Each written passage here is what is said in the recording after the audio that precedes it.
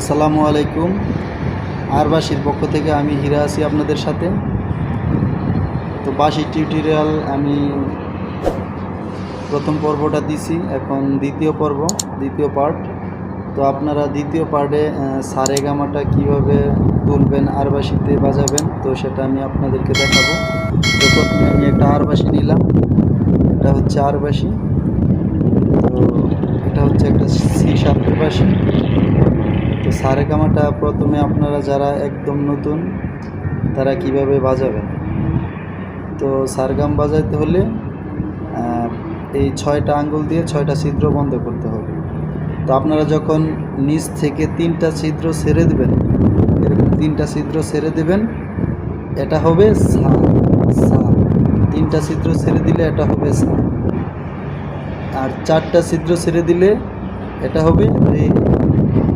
তারপরের ছিদ্রটাও যদি ছেড়ে দেন, তারপরে এটা হবে গা। তো টোটাল 5টা ছিদ্র ছেড়ে দিয়েছি, এটা হবে গা। তারপরে এটা হাফ, এই ছিদ্রটা হাফ মানে অর্ধেক, তিন ভাগের এক ভাগ।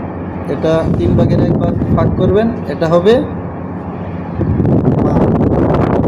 আর আপনারা যদি একবার পুরোটা ভাগ করে দেন, এটা হবে শুদ্ধ মা হবে না, মা হবে বাট শুদ্ধ মা হবে না, তীব্র মা হয়ে যাবে। তো আপনারা এই আঙ্গুল তুলবেন 3 আঙ্গুল, এটা হবে সা, তারপর একটা রে, তারপর একটা গা, তারপরে অর্ধেক মা। তারপরে আবার সব আঙ্গুল বন্ধ করলে এটাও পা হবে, আবার সব আঙ্গুল বন্ধ করে এটা উঠিয়ে দিলে তারপরেও পা হবে। তো পাটা 2 সিস্টেমে, সব আঙ্গুল বন্ধ করলেও পা হবে, একটা খোলা রাখলে, উপরের একটা খোলা রাখলে এটাও পা হবে। তারপরে ধা, নিচের যে আঙ্গুলটা, নিচের একটা ছিদ্র খোলা রাখলে এটা হবে ধা ধা পা ধা। তারপরে হচ্ছে পরেরটা খোলা রাখলে নি হবে, 2টা ছিদ্র খোলা রাখলে নি হবে, এটা হচ্ছে নি। তারপরের আঙ্গুল যদি ছেড়ে দেন তাহলে আবার সায়ে চলে আসছে। তার মানে সা রে গা মা পা ধা সা। আমি আপনাদেরকে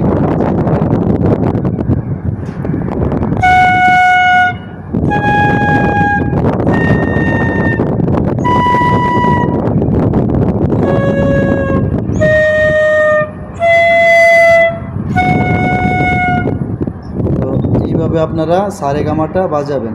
তো প্রথমে যারা একদম নতুন তারা আস্তে আস্তে করে প্র্যাকটিস করবেন, প্রথমে সারেগামাটা বাজাবেন। তারপরে আবার তৃতীয় ক্লাসে আমি আবার আপনাদের সামনে আরেকটা টিউটোরিয়াল নিয়ে আসবো। তারপরে এই সারেগামার আরও অনেক কিছু কাজ আছে, তো এই কাজগুলো আপনারা কিভাবে করবেন যারা একদম নতুন তাদের জন্য। তো আজকে আমার ভিডিও এই পর্যন্তই।